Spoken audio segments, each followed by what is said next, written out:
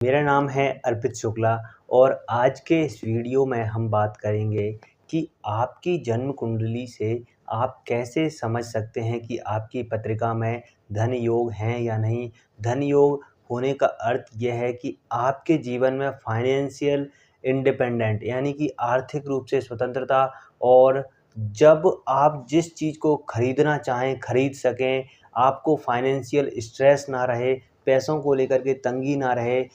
तो यह स्थिति जन्म कुंडली में धन योग बनते हैं तो नहीं रहती है। यानी कि धन योग बनने पर व्यक्ति के जीवन में निश्चित रूप से आर्थिक रूप से संपन्नता, समृद्धि और भौतिक सुख सुविधाएँ हैं, लग्ज़री है, ये सारी चीज़ें व्यक्ति के पास बड़ी आसानी से उपलब्ध हो जाती हैं। तो इन्हीं सब के बारे में बहुत आसान तरीके से आपको बताने की कोशिश करूँगा कि किस तरह से धन योग जन्म कुंडली में काम करते हैं।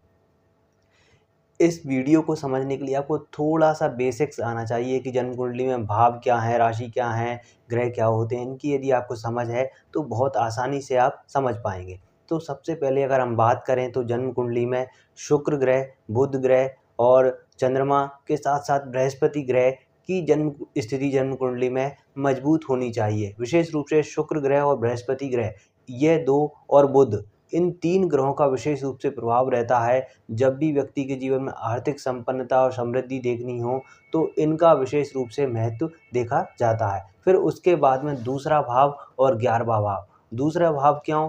क्योंकि ये धन भाव होता है, हमारी सेविंग्स को दिखाता है धन भाव, और दूसरे भाव का स्वामी ग्रह जो भी ग्रह बनेगा वो भी आपकी जन्म कुंडली में धन को लेकर के इम्पोर्टेंट बन जाएगा, और समान रूप से 11वें भाव का स्वामी और 11वां भाव भी आपकी जन्म कुंडली में धन को लेकर के महत्वपूर्ण बन जाएंगे।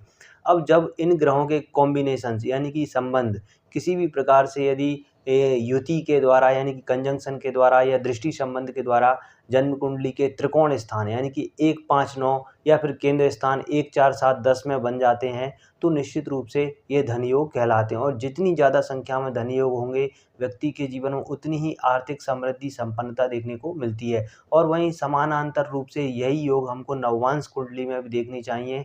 नववांश कुंडली में भी यदि धन योग रिपीट हो रहे हैं तो हम कॉन्फिडेंस से कह सकते हैं कि व्यक्ति के जीवन में फाइनेंशियल इंडिपेंडेंट रहने वाली है। आर्थिक रूप से समृद्धि व्यक्ति के जीवन में समय के साथ में प्राप्त होती चली जाएगी, और चंद्र कुंडली से भी इसको हम एक बार वेरीफाई कर सकते हैं। और यदि नवांश कुंडली में ही धन योग बन रहे हैं, लग्न कुंडली में नहीं है, तो यह विशेष रूप से पैटर्न देखने को मिलता है कि व्यक्ति के जीवन के उत्तरार्ध में धन योग यानी कि आर्थिक रूप से संपन्नता है व्यक्ति को प्राप्त हो जाए। तो इस तरह से हम इन योगों को देखते हैं। उम्मीद करता हूँ आपको वीडियो अच्छी लगी होगी। वीडियो अच्छी लगी है तो चैनल को सब्सक्राइब जरूर कर लें। धन्यवाद।